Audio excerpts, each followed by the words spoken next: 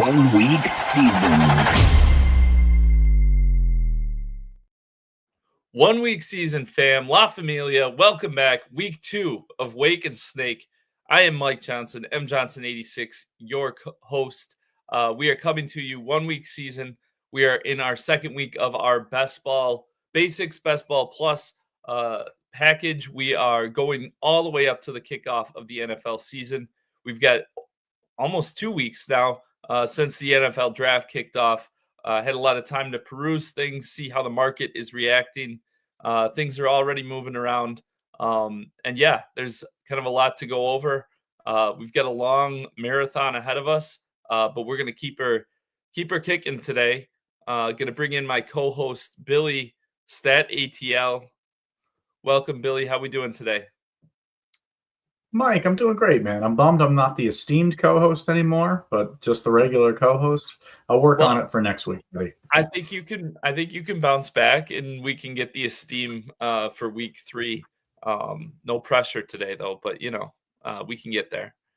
Have you been doing any drafts at all yet? I haven't hopped into any drafts. I've been somewhat active in the Discord, trying to comment on some of our subscribers who have been doing drafts. I'm getting ready to kind of transition a little bit away from PGA. I love PGA DFS, and without NFL, I've been kind of focused on that the last couple months. But yeah, excited to kind of hop into best ball season again. Yep, got another major championship coming up next week, so that's exciting. Scotty doing his thing the other day. I'm going to go ahead.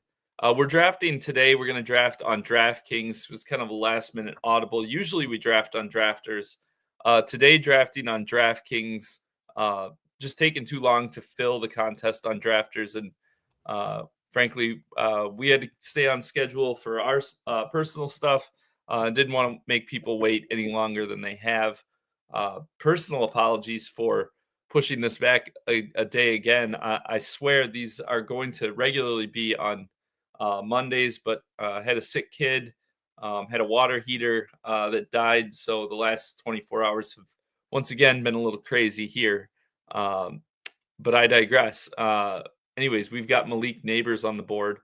For anyone who is unfamiliar with DraftKings format, little different than Underdog. It's full point PPR. It has the DraftKings DFS scoring, so you get points for bonuses for 100 yards rushing, receiving, 300 yards passing. Has 20 roster spots instead of 18, so you have 2 more roster spots. Kind of the main differences you have from Underdog. Right now I'm drafting for their $3 tournament, a 20 max, which is, I believe, I'm trying to find it's a big one. You're on the clock, just FYI. Yeah. We'll go ahead and we'll take London. Trying to find how big this contest is. It's a big one. Here, look. So this is the $3 play action. So why am I not seeing it? Oh, 594,000 people. So quite the contest. 688 players in the week 17 final. Top 2 advance from your pod, and 1 out of 12 in weeks 15 and 16. So certainly a large contest, quite the lottery, you could say. So got to keep that in mind when you're drafting. And then, for drafters, it's basically the same 20 rounds PPR scoring, just no bonuses. And of course, drafters is cumulative, whereas we have the playoffs to consider and the size of the contest in this one. So just giving some background on what we are drafting for here. A lot of this podcast, however, is focused on the market and just kind of digesting and going through things. So I took my Malik Neighbors at the 9th pick, and then came back to Drake London at the 4th pick of the 2nd round. So I want to ask you, and I know you're not too deep into it yet. You kind of like slowly, uh, like getting in the pool. You're not the guy that jumps in, does the cannonball to get warm. You're dipping your toes slowly into things. But Christian McCaffrey, second pick of the second round. That's kind of that early second round range is basically where he's going every time. I guess what are your early thoughts on him and kind of adjusting? Because last year we like full faded him and that worked out pretty good. Um, but he's over a round later. So just from your outside looking in, kind of dipping your toes in, what are your thoughts on him? Well, I would say, as we talked about last season, like the reason for fading him was just the opportunity cost because you basically had to take him at 101 or 102 last year to get him. And then, as it comes back to you at, whatever that is, 24 picks later, generally you've got a ton of wide receivers off the board. So you're really sacrificing a lot there. To me, I've got I think it's much more palatable to be able to grab him early second round. Traditionally, like, once you've already grabbed likely an elite wide receivers, Lamb and Malik Neighbors and Nakua and Nico Collins, I don't feel like you're sacrificing as much. And, McCaffrey has just as much upside, in my opinion, as even as much as Saquon Barkley, in my opinion. We saw it 2 years ago, just that elite ceiling that he possesses. So to me, yeah, I like it. He's someone I think I would potentially target in a spot like you if I was drafting 9th, 10th, 11th, 12th, as at that 1-2 turn. Yeah, I'll be interested to see if I think that you laid out a really good case. I think that I'm on the board. Let's go ahead and take Wilson.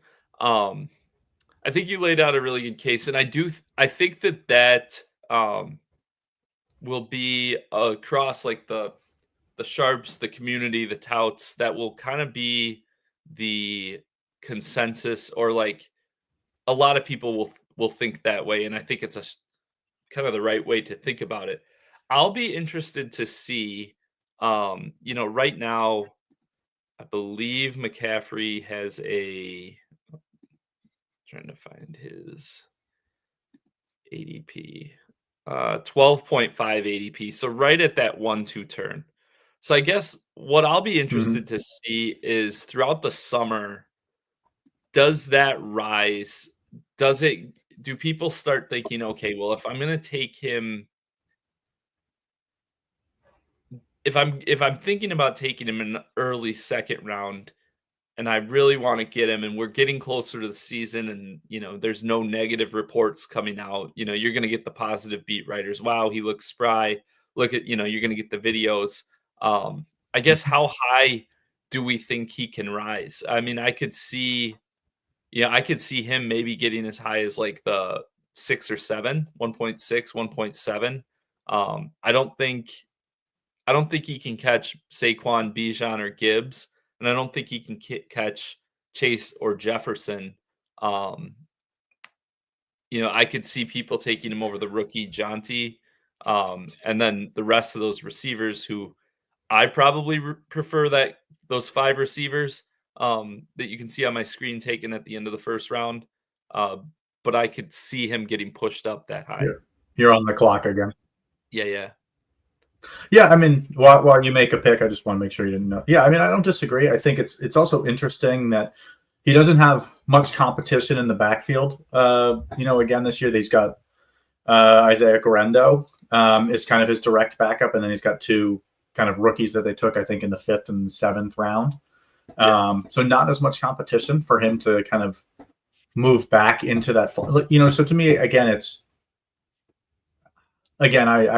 new to me. Like, I haven't played much on DraftKings for best ball. Traditionally have been underdog and drafters. To me, I don't know that I would take Derrick Henry in front of him. Personally, I would never take Derrick Henry in front of him ever. You've got Lamar potentially vulturing some of those. Henry doesn't catch passes, so you're losing. He's completely a yardage and touchdown guy in general. Like, to me, I'm never taking Henry in front of CMC. It's a personal opinion, but I think that that's kind of consensus. I think Henry currently is going ahead of McCaffrey Yeah, on it's all three close. sites.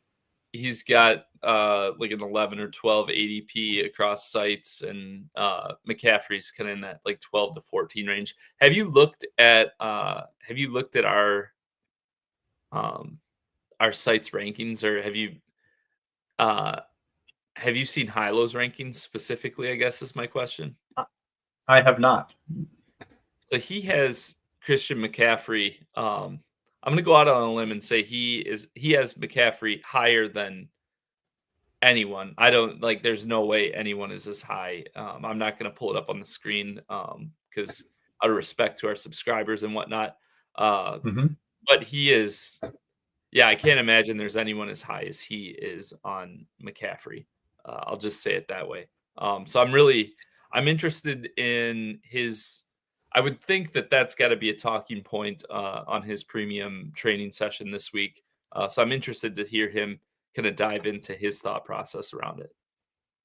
Yeah, I'm be something I tune into. I'm excited about kind of diving more into best ball now. I'm on a couple other discords outside of 1 week season, and Okay. I can definitely see the interest picking up. We'll say across the industry for best ball this year, and to me, I think I've got a Drafters shirt on. I know we aren't talking that this week. I think that Drafters main contest fills this year. I don't think it overlays. Really? You've just got that increased interest, for whatever this is, their 5th year now or 4th year of running the contest. Mm-hmm. And it's still a great, still a pretty solid structure. Right. But they reduced it. It's only 140 something thousand entrants, where they got more than that last year. I think some of that was people chasing overlay. I think we talked about it the week or two before the season. You got so many more of these quote unquote sharp drafters who, sharp money, who hadn't been in the drafter streets. And candidly, we kind of thought that they were dead money based on how we were kind of watching a lot of them auto draft based on rankings. But I still think it fills this year. I'd be interested. Yeah, they do have they've got some good. Actually, glad you brought them up because I gotta check if I'm still signed up for that draft. I will be interested to see how that plays out for sure. They've got they've I'm going to talk about it a little bit on this week's training session. Their promotion where so they have milestones. Once you hit a certain amount of drafts, you get free tickets. And then Mm-hmm. if you max, you get $150 in cash back. So basically, if you max it out, it's 6 $20 tickets, $120, and $150 cash back. Well, whatever level you hit in the, um, I think in it's the by June 30th. yeah, by June 30th, um, whatever level you hit, they'll double it. So, theoretically, if you were to max it before June 30th, $300 cash, $240 worth of tickets. Um, that's that's 500 brings your bucks. entry fee from $20 an entry down to 16, I think, rough math there. Yeah, So yeah, I mean, you're getting a 20% reduction on your entry fee, but I think you're probably giving that up in expected value right. by how much unknown you're bringing into play by doing Well, all your drafts by and the 30th of next month.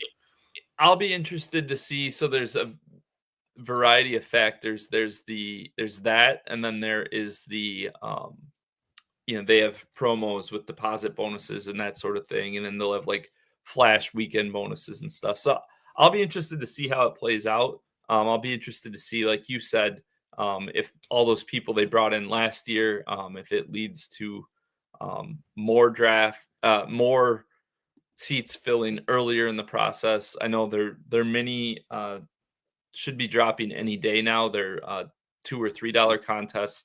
They'll have a super flex contest out. So very excited for this season on drafters for sure. But to get back into things on this draft, so I went ahead and took Travion Henderson, rookie running back for the Patriots. Really like what the Patriots have done around Drake May. Stephon Diggs has looked good in some videos that have come out of him running and cutting. And they added Kyle Williams in the third round of the draft, another rookie who um, projects pretty well. They added Will Campbell, best offensive lineman in college last year, uh, to help solidify that offensive line for Drake May. So yeah, I'm bullish on the Patriots in general, and Travion Henderson. I mean, he's already being priced pretty high, that ninth pick of the fifth round, but um, yeah, I'm pretty bullish on the Pats. Yeah, I mean, I think for a lot of their players, and again, I haven't done a ton of drafts yet, but it seems like the capital that you have to lay out to get a decent port, certainly on a site like DraftKings, where correlation, and again, we won't get too much into the weeds into the strategy, but correlation is more important on a site like DraftKings compared to drafters. Um, you know, their draft capital cost for most of their skill position players. Your Drake May, your Hunter Henrys, or Diggs, and honestly, that's really about it. Ramondre Stevenson, Travion Henderson, like you could basically get their entire offense if that's the way you want to go, whatever it Mhm. is, sixth round and later. Um, so if that's a team that you say, hey, I want to bet on that as a team stack for week 16, week 17, if that the schedule's not out yet, but if that ends up being a game that you feel like you want to target for later, building stacks around them is not cost prohibitive. So Mhm. yeah, I mean, I think you traditionally see a lot of second round or second year players take big jumps as they're learning the system and learning the NFL. And I think Drake May specifically is a player I'm excited to see what the second year brings for him. I think adding Stephon Diggs is going to be a big plus for him. Having last year they were rolling out, Kayshon Boutte as like their number one wide receiver most weeks, and Yeah, Kendrick and Bourne, and it's just May had 11 starts last year, and he averaged just under 17 DraftKings points with, a bottom three offensive line, bottom three skill core. For sure, Arrow is pointing way up for him, and I'm really high on Henderson. Ramondre Stevenson is a guy that I didn't really have much of last year. I liked him a lot early in his career. Kind of have soured, but I think Henderson is the type of talent that I'm not too worried about him kind of quickly taking care of Ramondre.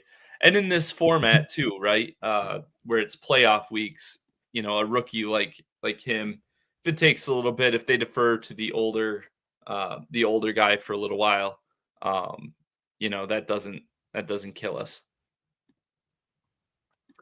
Yeah, I see we have a question here in the chat from Madso about Javon Baker year two. Um, to me, I don't know. I think it's tough. You know, I think you're going to see them run Stephon Diggs and Mac Hollins and Demario Douglas more than likely as their three wide receiver sets to start the year. And then, I think that Javon Baker is playing behind Kayshon Boutte too. He's probably still behind Kendrick Bourne. Yeah. He might be behind Jalen Polk from last year, who was their second round pick. And then they So took Kyle Williams in the third round as another wide receiver. So I don't know. To me, I don't know that I'm drafting Javon Baker at all yeah, at I this think point. I think it's a matter of they fired Gerard Mayo after 1 year. Kind of a falling out. Hiring him probably was a mistake. Kind of was a calamity of errors. You know, I think that I think that you have to consider, so like Baker and Polk, it was easy to there wasn't much around them on the depth chart or in front of them. They're rookies. It's easy to kind of get excited about those rookies, and a little lesson to be learned there maybe for rookies this year. Kind of pumping the brakes on some of these guys, but Polk and Baker, they did nothing with it. And now you've got a new regime who has no ties to them. Maybe Mhm. Polk because the organization put a second round pick in, although, you look at advanced analytics, and he was one of the worst receivers in the league last season. Baker might have been a little bit better, but yeah, to your point, I think Demario Douglas, trusted slot guy, kind of fits a specific role. Obviously, Mhm. they brought in Diggs. They signed Mac Hollins, who was pretty good for division rival Buffalo. For a young team, he's kind of exactly like Mike Vrabel's going to love Mac Hollins. Like um, ironically, Mac Hollins' like best game of his career when he was on the Raiders. They were playing against Mike Vrabel's Titans. So I'm Mhm. sure Vrabel remembers that. And then you've got Kyle Williams, who I think is a really good wide receiver. Matt Harmon is kind of a wide receiver guru. He's very high on Kyle Williams. So right there, you've got like four guys, and I think Polk and Baker are probably fighting for like a last roster spot. So you know, it's a long answer on Javon Baker, but not really. I think his best chance probably is going to be wherever he hops on with his second team. Um, Looking at the draft board here, I took Bo Nix Mhm. um, in the 8th round. Let's see what comes back around to me here. And then we've got another question that I'm going to answer.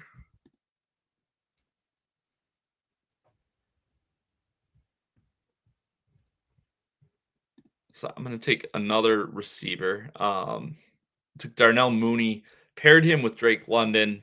Um, might look to load up as well with.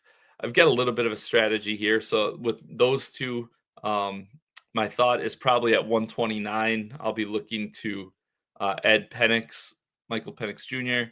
Um, Pretty high on Mhm. him this season. He looked really good at the end of last season. Just the way Atlanta passing game looks. Kyle Pitts has not been great. I could get Pitts probably as well in the 12th round and really lean into that Atlanta stack if I wanted to. Um, Knicks, we don't have a schedule yet, but I put Knicks. I've got Xavier Worthy earlier. I think there's a good chance, like late in the year, they usually do these divisional matchups to try to make sure that the games count. I think Denver and KC are probably the two best teams. I think Denver can challenge KC for the AFC West this season. So there's a good chance that they could be playing in week 16 or 17. So just from like a game theory perspective, even though we don't know, it's kind of a shot in the dark. It's a little bit of an educated guess. You're Let's on the see. clock again. And I'm then trying to do what I this is can to what I want. become the esteemed I colleague. I specifically you're well on your way. Um, so specifically wanted to touch on this question about let me pull it back up. Big Rob asks, are you low on the high end running backs or just playing the board as it goes? In general, I am not low on that top four. I'm not low on McCaffrey. For sure. And then just the way kind of this draft played out, where I was drafting, didn't want to take any of that group of Achan, Jacobs, Taylor, Kyron. Didn't want to take any of them in that second round. And then kind of by the time it gets back to me, um, I took Wilson, uh, thought about maybe Harrison Adams or JSN as well at the 3.09. But again, like it kind of like if you're paying attention to the draft, the Chicago Bears did not take any running backs, but they said like three different times they were thinking about taking a running back, and then a couple went off the board like right before them, and then they felt like it was kind of a teardrop, and they're like, well, um, not going to take him. I think Quinshawn Judkins and Travion Henderson both went in the three picks right before the Bears took Luther Burden. They probably would Mhm. have taken a running back there, but just the way it fell, they didn't. Um, so yeah, I'm not. I'd say in general, I'm probably a little bit lower on high end running backs than my peers. But like especially in this format with the playoff weeks, certainly not opposed to any of those like top five running backs, McCaffrey being the fifth. And I don't mind, Jacobs, Taylor, Achan, Kyron, even Bucky and Chase Brown at that like 2-3 turn type range.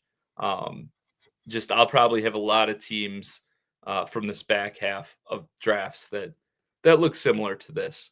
Um, my I last think, pick. Mike, I think something that will, Go ahead. I was going to say, I think something we'll probably get into in future episodes or maybe even some behind the paywall content. Um, if you don't mind, will you scroll up to the top of the board? I think as we get closer to the end of the season, for folks who have been drafting most of the off season, you will see kind of ADP shift, and it's something that we're going to continue to track over at 1 week season and provide kind of reports on those shifts and ADP changes. But I think something that will be interesting, since Mike kind of brought up some of those back end guys of the running backs for first and second rounds. If ADP doesn't shift, I think an interesting type of strategy would be to try to get some more of those unique pairings. If guys kind of stay where they're traditionally going, and that doesn't fluctuate a ton at the top, drafting teams with Christian McCaffrey in the first round, and then maybe grabbing Devon Achane, like guys that wouldn't fall to the 3-4 turn. Are just going to be pairings that are going to be very rare to get, low owned. So it's something I'm sure we'll talk about more as the season goes on. But just because we had a question about it, I thought it's worth pointing out. Yeah, for sure. So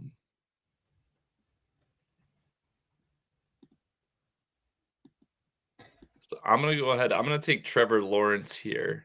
I know I'd said I'd take Penix, but I'll take Lawrence and see if Penix falls back. I want to talk about the Jaguars. So the Jaguars, obviously, Brian Thomas Jr. finished last season strong. Evan Ingram didn't have a very good season. He had some injuries and was kind of meh. Trevor Lawrence has not been great the last 2 seasons. Kind of a make or break year for him. They They make the big trade up to draft Travis Hunter with the second overall pick in the NFL draft. Travis Hunter went 46th in this draft. He's basically always going in the 4th round at this point. Some people I've seen have him ranked as high as the late 30s, but usually he's towards the back half of the 4th, for sure by the early 5th. So, when you've got Brian Thomas at the 1-2 turn, you've got Travis Hunter in the 4th round. That's a lot of expectation there. If they're going to hit, if they're going to do well, that's going to require Trevor Lawrence to, that's going to carry him, right? The rising tide lifts all boats, sort of deal. So we'll be interested with that for sure. I'm about to be up, so I'm going to just double check some things. Do you have a tight end yet? Just out of curiosity. I haven't been following your board as closely. I do not. Oh yeah, I already had Knicks. See, this is why it's tough to draft and talk, and I know it's something we talked about a lot of episodes last year. Yeah. It's kind of tough. I'm going to go ahead and take Isaiah Likely, my top ranked tight end. We'll talk about him in a second. I want to finish my Jaguars talk. Sure. So your boy, Travis Etienne, you were high on him last year. I know, had a lot of him. Didn't work out, but I have what I think is an interesting thought on him. So they drafted Bashul Tutin, who went right here at the 4th pick of the 11th round, 124th overall. Tank Bigsby last year just went in the 12th round. So you've got 3 running backs, 10th, 11th, 12th rounds. They are going, and so if this offense hits, like we know that backfields, running backs, the old running backs don't matter, which I think we know running backs do matter, but also, the whole idea behind that movement and concept is just that for really good offenses, if the Jaguars are good enough that Hunter and Thomas are legit, like if those guys are moving the ball like that, that backfield's going to produce some points. So kind of getting that right will be interesting. They're a situation we saw the Titans, or we talked about the Patriots with the new regime. Jacksonville also a new regime. Liam Cohen comes in. He comes in from Tampa Bay, where we know how productive that Tampa Bay backfield was last season as well. So getting this Jacksonville backfield right could be a really important thing. And I think people are going to write off ETN because he got dusted kind of by Bigsby last season. But Bigsby is, when you look at the profile, he is a bigger, tougher runner, physical, not so much a pass catcher, not so versatile. And then Tootin, who was drafted in the 4th round, kind of an athletic freak, the draft dynasty, community pretty high on him. So he's getting some buzz. And I think ETN, who last year was like a 3rd to 4th round pick, correct? Mm-hmm. Yeah, So that's generally why I was high on him. Is leaning into wide receiver a bit last year. He was a guy I liked that you could get frequently in the 4th round, and if you looked at kind of his previous year, you're just like, okay, this feels like a strong value. Yeah, and exactly. And so kind of my thought here is you have this Jacksonville offense that it will have better coaching and play calling. Gonna have a great wide receiver duo. And then I see ETN as very similar to uh, Josh Jacobs when he entered his 4th season. I don't know if you remember this, but the Raiders, they declined his 5th-year option. And then he played in the Hall of Fame game and everyone freaked out and he dropped like 3 rounds in drafts because it's like, oh, he's playing in the Hall of Fame game. They're going to trade him. They don't care. It's a new regime. But what they ended up doing was running the tread off him. They just he handled like 350 touches. And I don't know that ETN that happens. But I could see ETN is a veteran who is going to be the most trusted in pass protection, and he's versatile. He can catch passes, which we know Liam Cohen is going to use running backs in the passing game. So I think ETN, we've seen him have a top 5 running back season. This offense could be really good. And for running back, I think it's different in this sort of situation where, as opposed to the receivers we talked about before, well, they have no allegiance to him. For the running backs, I would think he fits the scheme of the new team better. And I think that better than Tank Bigsby. You're on the clock, right? Yeah. Okay. I think he fits better than Tank Bigsby with that. And I think he's going to be more trusted than Tootin. So, I mean, I could see him having that kind of Josh Jacobs type season here. Maybe not a top 5 season again, but definitely he's a guy that I think could shoot, could way out kick his coverage in terms of what his current draft position is. So yeah, I think you nailed it there at the end. Is just you weren't wrong. You were just early, Stat. Go back to the well. That. Yeah. Go back. And I mean, the draft capital that you have to lay out again for any of the Jaguars running backs is, double-digit rounds. At that point, taking a guy who, and I know it's something we'll hit on more in the different trainings for the different sites, but generally someone you take in a double-digit round, if you're completely wrong, generally doesn't sink your roster. That you know what I mean? Like you're not going to, if you've looked back at winning teams, they don't have 20 rounds of hits. They have misses on their rosters. They don't generally have a miss in the 1st round. That makes it a little bit harder to overcome. But yeah, you're not going to be right about all 20 guys or 18 if you're an underdog. You're not going to be right on everybody. So those later rounds are the ones you want to be taking some shots on guys with a little bit more, questions. Well, Just my takes. Go for ahead. sure, and especially at at this point in the draft process, right, where um, things can change. Like if that does happen, Travis Etienne is drafted in the 10th round right now, but if August comes around and that, he's working with the ones and he's getting all the, most of the run, and then, he plays 8 out of 10 snaps with the starting unit in the first preseason game, like he's gonna be like a 6th, 7th round pick at that point. Mm-hmm. So, there's definitely some upside there. And I guess the worst case scenario would be they trade him, but I don't even think that happens. But yeah, you're right.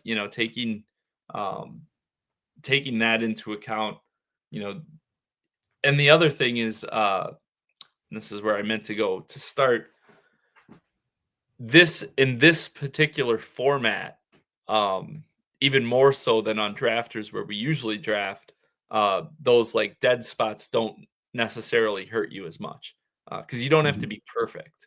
You just kind of have to hit the right parlay of being good enough to advance and then having things break right for those last 3 weeks. So you can take a little more chances, I think. Um, you can be a little more um, to your point, one really bad pick that just totally, you know, doesn't pan out for you, doesn't have to kill you. Yeah. And I think and I'm going by memory here, but I think last year we were talking about one of your teams that finished top 10, and this would have been in 2023, so 2 years ago. I Mhm. think you had Mike Williams on that roster who played like one game and tore his ACL and missed the entire season, and you took him in the 3rd round. Like Yeah, it's you sore can subject, still but do really well. It's one or two picks. yeah. Right, one or two bad picks, or not that was a bad pick, but you know what I mean. Like one or two guys doesn't crush your roster. It's worth taking the shots on the upside, in my opinion. Mhm. I wonder if anyone's going to take Aaron Rodgers in this draft. You're trying to dare me into it here? We took him last week. Yeah. He'll definitely get taken. He's got like a 190. He basically in these 20 round drafts, he'll get somebody will take him. Sometimes it's not till round 19 or 20, but somebody will take him. The Steelers, speaking of the Steelers, if they don't sign him, um, they'll Man, be their depth chart is disgusting if they don't sign him. yeah. Right now it's Mason Rudolph, 6th round pick Will And Howard out of Ohio State, who I'm actually pretty high on. And then don't forget about Skylar Thompson. right. Skylar Thompson is the 3rd. What do we have? I'm gonna go a little above my rankings. I'm gonna take Jackson Dart, pair him with Neighbors. We saw. I don't have a ton of draft capital invested at quarterback. Took Nix. That was probably my biggest mistake of this draft because I could have got Penix and some other guys in like the 12th and 13th. But he's still a good player. But anyways, we saw week 18 last year. Drew Lock and Malik Neighbors just absolutely go nuts. So I've got that correlation there for the playoff weeks. And then, we've got Jake Ferguson for Dallas. I've got the Washington running backs with Robinson and Eckler. So, some little, game stacks. Like if Dart is starting at the end of the year and they're playing against Washington, I think Dart Neighbors, Brian Robinson type stack would be pretty popular in DFS. So try to play into that and think through those scenarios, potentially. Yeah, no, I like I like that. I was just looking. I saw you took Brenton Strange in the last round. If you hadn't, I was going to see if it would make sense on this build to grab a Theo Johnson, that type of guy for a little bit more of that correlation. Mm-hmm. He may be Yeah. gone already. It's part of the chit chatting. And he's down here. Taysom Hill going at pick 184. That's interesting. Kind of blew his knee up. You've got Kellen Moore, who I think might use him, but you're finally out away from that Sean Payton tree. I think Taysom Hill, I mean, how old is he now? He's 35 in August. So yeah. It's catching up to us, Mike. All right. Here we go. So yeah, we're almost there, heading to pick 201. 3 quarterbacks, 3 tight ends, 4 running backs, 6 receivers. Took 5 of those receivers in the first 6 rounds. So kind of have evened some things out. I'll talk about that on my training session this week, just kind of a macro kind of meta approach to what's going on, how I'm kind of seeing things, to the question before about, are you low on the high end running backs or just playing the board as it goes? Mad Sox adds Danny Dimes is a good gamble. Yeah, I mean, I think he could be. They added Tyler Warren. I think the receiving core, they don't have like studs, but it's probably a better across the board receiving core than Dimes ever had in New York. If you just look at the totality, obviously Malik Neighbors was very good. He might have did he have Beckham for a year, or was Beckham gone already? I can't remember. But yeah, I mean, Danny Dimes, he can run. He's very similar to Richardson, but Richardson hasn't been able to stay healthy. So for sure. Diami Brown. There we go.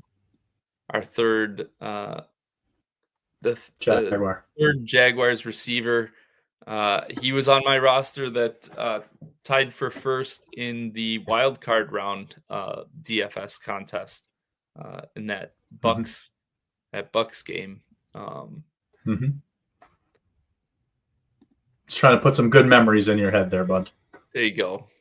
Bringing the vibes. You're gonna be. I got a good feeling you might be esteemed again next week. And then Will Shipley, he could fit nicely with the other stuff. I've got the Dart and Neighbors connection.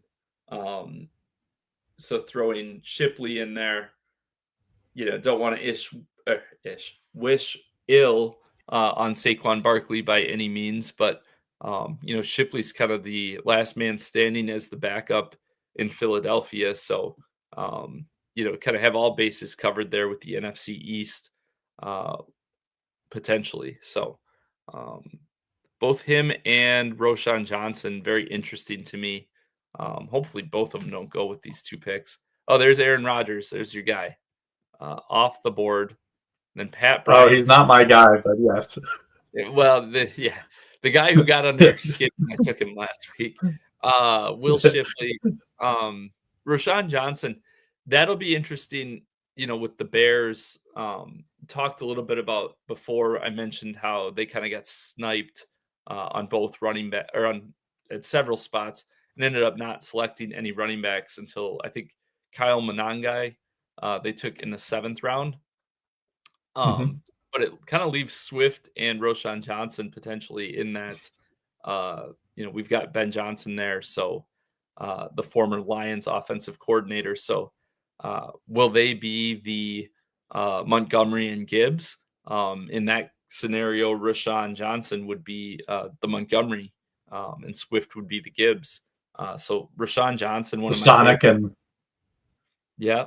I don't know that talent-wise they're on that level, and I don't know that the Bears will get. I think I'm high on the Bears offense. I don't necessarily know that they'll be on that level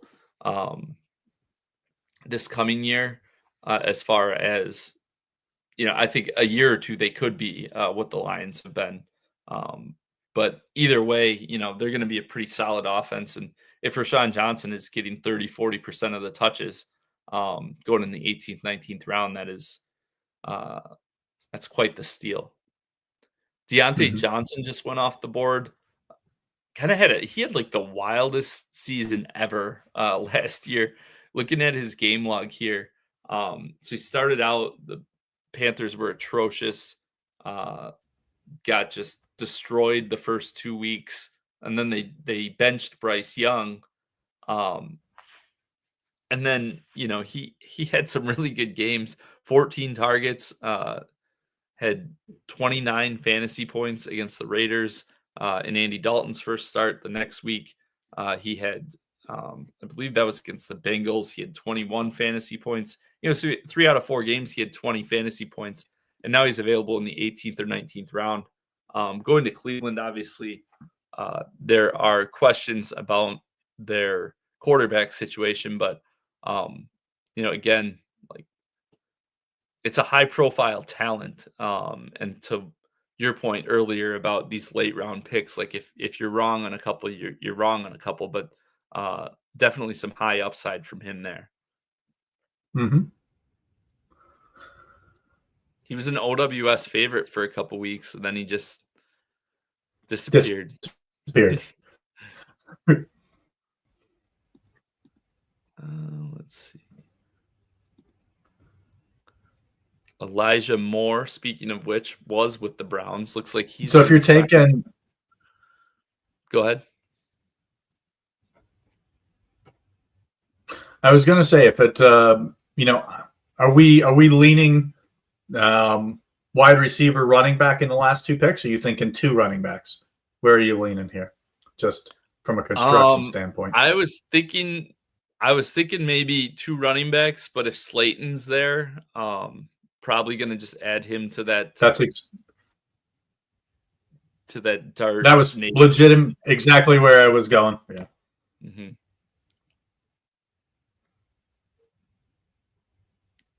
If we're making the bet, let's go. Let's go all in here. Right. Well, not exactly all in, but I gotcha.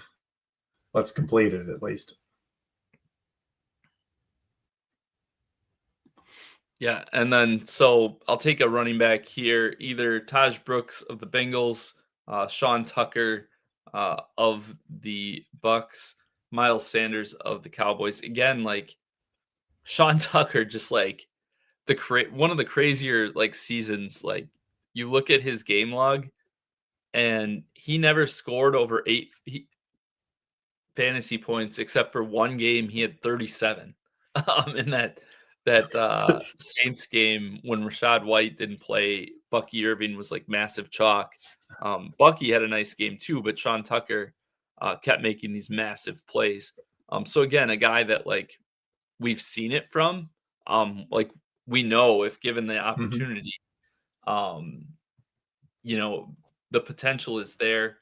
Uh, Bucky Irving kind of took over um, that role, and then Rashad White gets kind of the leftover work. But um, I mean, Tucker can play, so I'll be interested in him. Taj Brooks, rookie for Cincinnati. Everyone's talking about Chase Brown as a winner. The Bengals didn't take any running backs in the draft, and I do think Brown is a winner. That helps him, but also they did take Taj Brooks in the 6th round. He's a 4-year starter at Texas Tech. He's similar to ETN, like this Bengals offense, like if something were to happen to Chase Brown, we saw him get hurt at the very end of last season. But it could be, wheels up in a big way for a rookie like that, if he comes into camp and is able to, get some things done. So um, I'll for sure be very interested kind of in how, I could see like Rashad White maybe getting traded too. And then the last guy, Miles Sanders, uh, another, like, he was sharing work early in the year with Chuba Hubbard, then kind of got dusted, and then he got hurt. And then in week 18 against the Falcons, scores 26.6 fantasy points, was catching passes, was running well. So again, just interesting you get to this point in the draft. You got to start spinning real positive vibes on some of these guys. Yeah, no doubt. So, Mike, we're gonna be back to Monday next week. Yeah, that's the plan. As long as nothing falls apart in the house, which we have not been able to count on to this point. But let's see if I can pull up the team. It doesn't pull up as nice as Drafters does. But where's here we go on the right. So the roster, if you can see it on the right here, Bo Nix, it's a 3-6-8-3, kind of a traditional build. Bo Nix, Trevor Lawrence, and Jackson Dart at quarterback. I've got Lawrence stacked up with Travis Etienne, Brenton Strange, and Diami Brown. So kind of a unique build there in that I don't have Hunter or Brian Thomas Jr. Got some correlations within the divisions. And then the Jackson Dart, Malik Neighbors connection as well. So I'll stop sharing so we can chat. But I think it's a lot to take in. There's at this point in May, it's easy to be optimistic on everyone, right?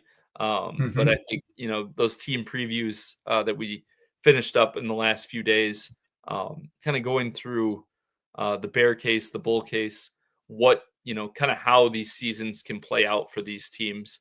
Kind of thinking through those situations. For me, it's a great process. Helps me kind of see the forest through the trees, I guess you could say. And so, highly recommend subscribers to check that out.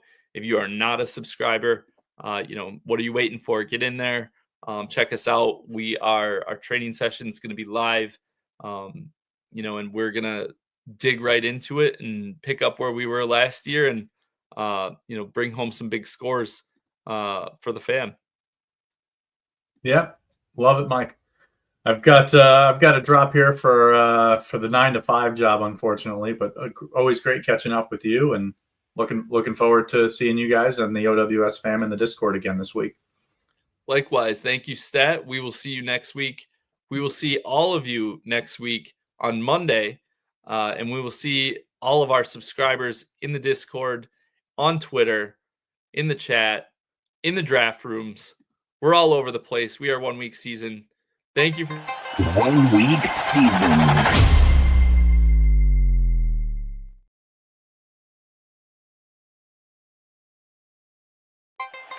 1 week season.